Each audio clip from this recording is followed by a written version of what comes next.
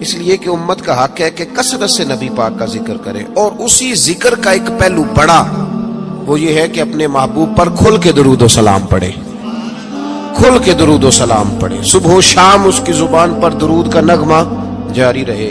اور حضور کا یہ حق ہے امت پر کہ امت اپنے نبی کی فرما برداری کرے، امت اپنے رسول کی فرما برداری کرے، اتباع کرے، اطاعت کرے، حضور علیہ السلام کے نقش قدم چلے۔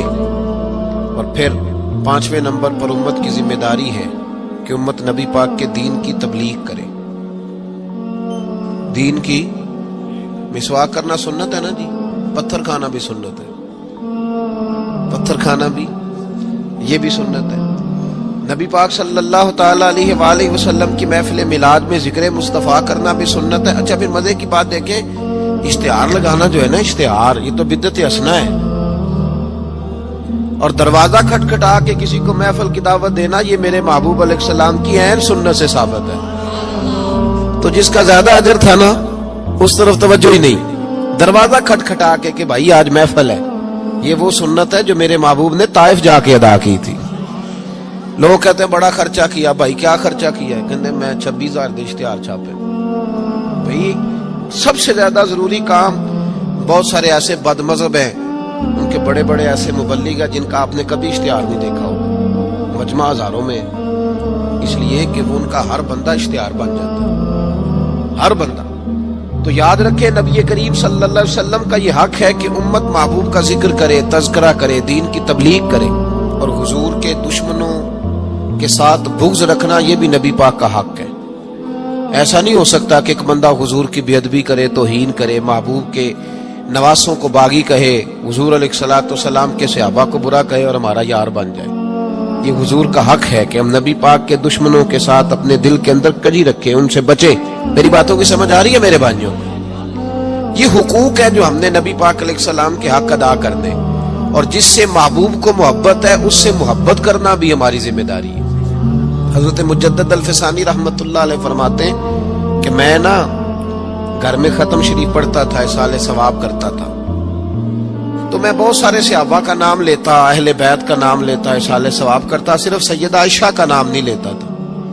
تو کہتے مجھے نبی پاک صلی اللہ علیہ وسلم خواب میں ملے اور سرکار نے فرمایا شیخ احمد تجھے پتہ ہے نا میں اکثر کھانا عائشہ کے دسترخوان پہ کھاتا ہوں، تو اس کا ذکر ہی نہیں کرتا۔ تو ہر اس شخص سے جس سے محبوب نے محبت کی، ہر اس شخص سے محبت کرنا یہ نبی پاک کے حقوق میں شامل ہے۔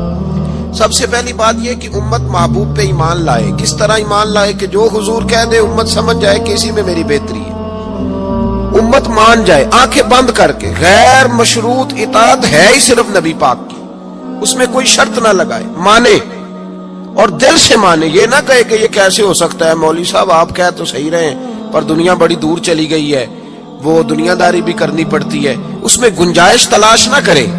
جو حضور کہہ دے اس پہ ایمان لے آئے، جو نبی پاک فرما دے اس پر ایمان لے آئے۔ نبی پاک صلی اللہ علیہ وسلم مکے سے ہجرت کر کے مدینے تشریف لا رہے تھے، حضرت ابو بکر صدیق ساتھ تھے۔ ابو جہل نے اعلان کیا کہ جو محبوب علیہ السلام کو معاذ اللہ گرفتار کرے گا 100 سرخ اونٹ ملیں گے، اور بھی بہت سارے لوگ آئے، سراقہ بن مالک بھی گھوڑا لے کے آئے، حضور تک پہنچ گئے۔ نبی پاک علیہ السلام کا اختیار زمینوں پہ بھی چلتا ہے، آسمانوں پہ بھی چلتا ہے۔ سرکار دو عالم صلی اللہ تعالی وسلم کو گرفتار کرنے لگے تو حضور نے زمین کو حکم دیا، زمین نے سراقہ بن مالک کے گھوڑے کی ٹانگیں پکڑ لی، گھوڑا اندر دھسنے لگا تو سراقہ کہتے میرے اندر سے آواز آئی یہ اللہ کے سچے نبی ہے، لیکن ابھی میں پورا مانا نہیں۔ کہتے میں نے عرض کی کہ حضور مجھے معاف کر دیں، تو معاف کرنا تو میرے محبوب کا طریقہ ہے نا۔ کہتے معافی مانگی تو محبوب نے اسی وقت فرمایا جا تجھے معاف کیا۔ سراقہ کہتے میں نے پھر جرت کی، پھر بڑھنے لگا، پھر زمین نے میرے گھوڑے کو پکڑ لیا، ٹانگیں اندر دھسنے لگی۔ البدایہ ون نے آیا اٹھا کر کے دیکھیے محبوب پاک سید عالم صلی اللہ علیہ وسلم نے دوسری دفعہ جب زمین میں اس کا گھوڑا دھسنے لگا تو پھر عرض کرنے لگے حضور معاف کر دیں، فرمایا جا تجھے معاف کیا۔ سراقہ کہتے ہیں آواز اندر سے آئی پر ابھی میں پورا مانا۔ آواز تو ہمارے اندر سے بھی روز آتی ہے کہ بدل جانا چاہیے، ہمیں دین کی طرف آ جانا چاہیے، پر ہم بھی تجربے ہی کرتے رہتے ہیں۔ اللہ ماشاءاللہ کہتے ہیں 3 دفعہ ایسا ہوا، 3 دفعہ نبی پاک نے معاف کیا، پھر میرے اندر سے آواز آئی کہ یہ اللہ کے سچے رسول ہیں۔ جب تیسری دفعہ معاف کیا تو محبوب مسکرانے لگے۔ ایک کسرا کا بادشاہ تھا، توجہ ہے میری بات پر، کسرا کا ایک بادشاہ تھا تو ہاتھوں میں کنگن پہنتا تھا، موٹے موٹے سونے کے کنگن۔ وہ جب بات کرتا نا تو کنگن ہلتے، جس طرح ہمارے حکمرانوں کے بڑے للے تو للے نہیں۔ آپ کا ایک ایسا وزیر اعظم گزرا ہے جو دلی سے کپڑے خریدتا تھا اور آسٹریلیا سے سلوایا کرتا تھا، یہ غریب قوم کے حکمران ہیں۔ چلے خیر، ان کی میں کیا بات کروں، اب تو پیروں کی گاڑی بھی 1.5 کروڑ کی آتی ہے، ان کی میں کیا بات کروں۔ اب تو لوگوں کو فقر کا درس ہے، دنیا کو کہتے ہیں فقیر ہوتے جاؤ خود امیر ہوتے جاتے۔ اب تو یہاں بھی حال بڑا اللہ ماشاءاللہ عجیب ہے، اس طرف کیا جاؤں، یہاں بھی رونا بڑا سخت ہے۔ غریب سادہ تو رو رو کے ہو گیا تائب، کاش اس پیر مغاں کو بھی مل جاتی توبہ کی توفیق۔ اور اقبال نے کہا یہ نذرانہ نہیں، یہ سود ہے پیران حرم کا، جو لگایا ہوا ہے ٹیکس۔ آئے ہو تو کیا لے کے آئے ہو، آمدام برسر مطلب۔ وہ کسرا کا بادشاہ جو تھا وہ کنگن پہنتا تھا، جب بات کرتا تھا تو بجتے تھے، تو مشہور بڑے تھے کہ اس کے کنگن ہے بھائی۔ نبی پاک صلی اللہ تعالی علیہ وآلہ وسلم کو جب سراقہ آگے بڑھے نا گرفتار کرنے، تو محبوب نے فرمایا تو مجھے پکڑنے آیا ہے، ایک وقت آئے گا کسرا کا علاقہ فتح ہوگا، اس کے وہ کنگن میرے غلام اتار کے لائیں گے، اور سراقہ میں یہاں کھڑے ہو کے سالوں بعد کا وہ واقعہ دیکھ رہا ہوں کہ اس کے کنگن تیرے ہاتھوں میں آئیں گے۔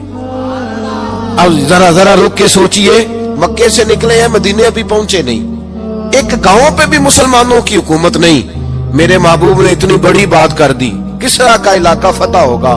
حضرت ابوبکر صدیق مسکرانے لگے۔ عامر بن فہیرہ فرماتے ہیں میرا سینہ چوڑا ہو گیا، بھئی تمہیں کیا ہوا؟ کہنے لگے محبوب نے کہہ دیا ہے تو انشاءاللہ علاقہ فتح ہو کے رہے گا۔ ساڈے نبی دی زبان